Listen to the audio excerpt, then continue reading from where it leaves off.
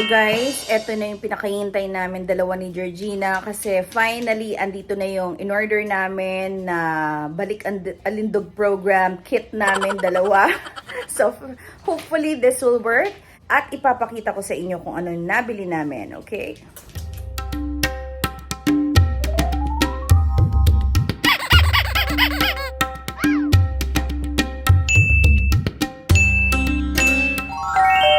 So, eto na nga yung mahiwagang box nito. Ito yung binili ko. Medyo may kamahalan yan mga yads.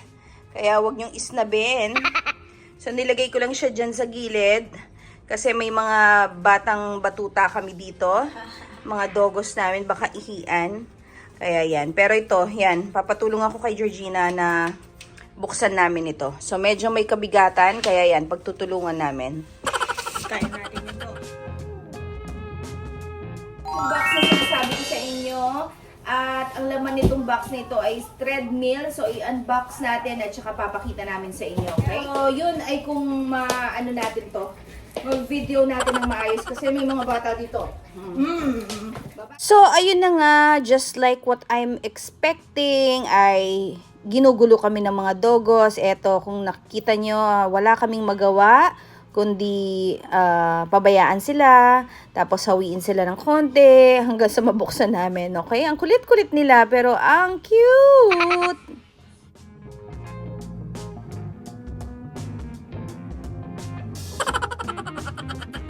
So, ang laman ay treadmill. So, eto ang laman.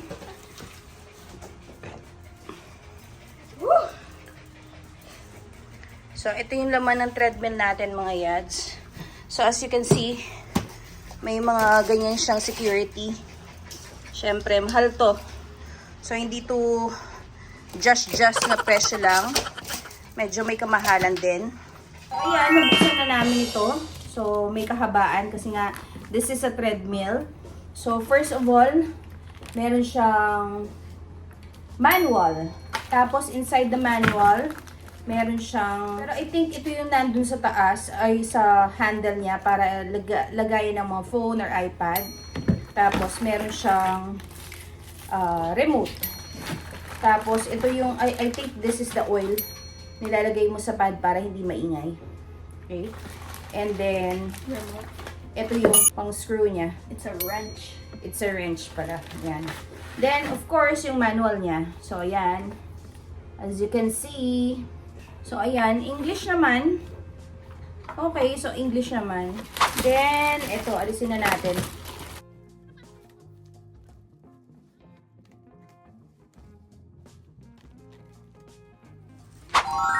So, ito na nga yun. You can see there's styrofoam on it. Tapos, digital naman siya. Okay? So, ayan, papakita ko lang sa inyo, pero pagtutulungan namin ni Clara na ilabas. Kasi medyo may kabigatan. Oops! Nagpapulong ka. Ready?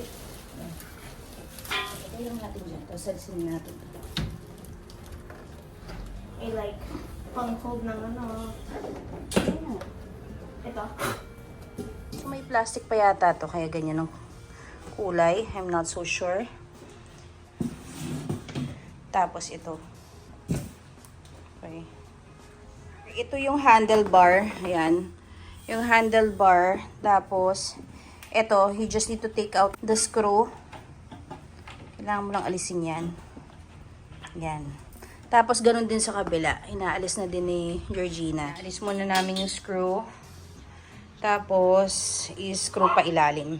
Ayan, lesson learned. Kailangan magbasa muna tayo ng manual bago tayo magkabit, okay?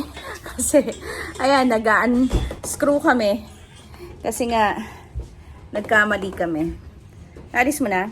So, naalis ko na yung other side. So, yung side na lang ni baby girl. Yun yung kailangan na alisin. So, eto yung correct niya.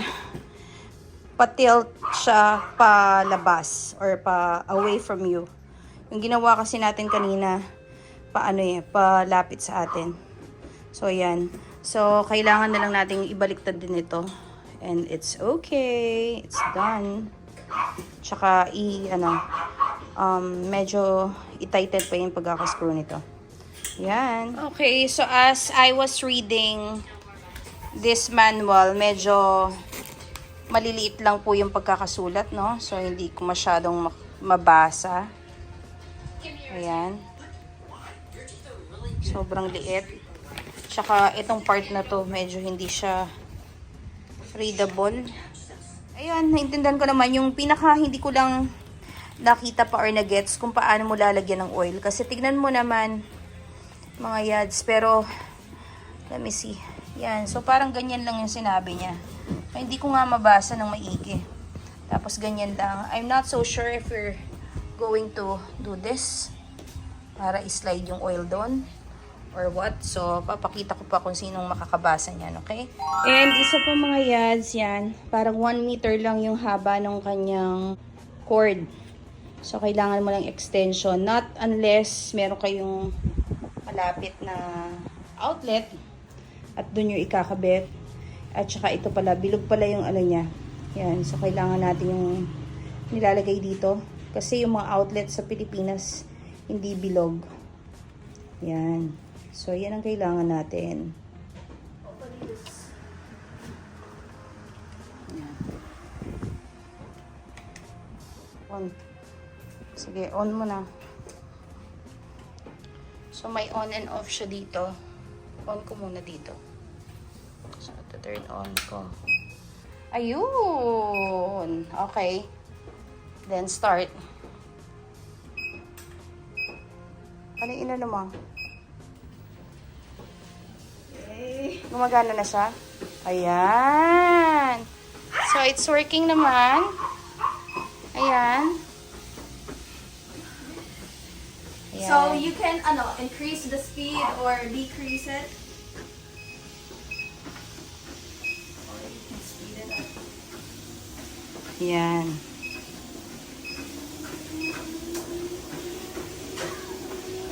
Tama na. So, it's working, mga yads. Medyo may noise lang. Clara. Ano? I just Ayan. So, eto, as you can see, gumagana naman siya. So, nasa low lang yung ano niya. increase. Pero, pwede mo siyang i-increase kung gusto mo mas mabilis. Yan, kamukha niyan. Naging 1.5 siya. Tapos, ayan. Pwede mo pang increase, maging 2 siya. Mom, you're about to fall So, off yan. the edge. Okay. There you go. Ayan, as you can see, gumagana naman. Works perfectly. So, pwede na to. Para ka na talagang nag-jogging sa umaga. And once you're ready, you can increase it more and more. Pwede And kang, I'm not sure kung kakayanin yung ano. So, increase natin. also, we should really sikip this more. So, pwede naman. So, ako mabigat ako. Oh, pero ano, It works perfectly. pero kaya naman. Yung pag nag-jog ka, hindi mo mag-feel na nadi-disassemble siya. So, pwede naman siya. So, yan. As of, ewan ko, 227 nakalagay doon. Not so sure what is that. Pero yun. Pero I feel yan. Siguro pag kailangan mo nang umalis, siguro ganito na lang. Working! Happy! Happy. Tapos kami ni Clara, pero we're happy. So, ayan, as you can see, pawis na pawis kami. Inawisan kami. At itong suot ko, yung suot ko pa kanina kasi dapat may appointment pa kami. Although, hindi na kami na message ng aming dentist appointment. So, ayan. So, if you are wondering magkano yung binayad ko dito sa aking treadmill, it's 5,599 plus 196 yata yung parang quality service fee, parang ganon. Sa mga nag-order sa Shopee, alam nila yan. And yon, so nasa 6,200 something. So okay naman, sana hopefully ma-ROI namin to kasi hindi rin siya hindi siya cheap, hindi rin naman siya over mahal compare sa mga treadmill sa labas. But hopefully, eto, as we use it now, we actually get what we want. Yan. So, yan, aabisuhan ko kayo or i-update ko kayo kung nag-work nga ba ito. Okay? So, I bought this at Shopee. I'll put the link or I'll show the link here somewhere in the screen para alam niyo kung saan ko siya in-order. Any update ko po kayo definitely. And before I go, meron din akong biniling outfit namin ni Georgina kasi as you can see dun sa manual, sabi you should wear proper outfit. So yun, bumili ako ng parang pang sauna something para pawisan kami. So we will definitely use this every day para for our daily walks. Yan. So yan, hopefully it will do good sa health namin. Okay? So we wanted to lose some weight. So, yun mga yad. Sana po nag-enjoy kayo. And if you have some questions, just put it in the comment box para po ma-replyin ko kayo. Thank you for watching. Goodbye!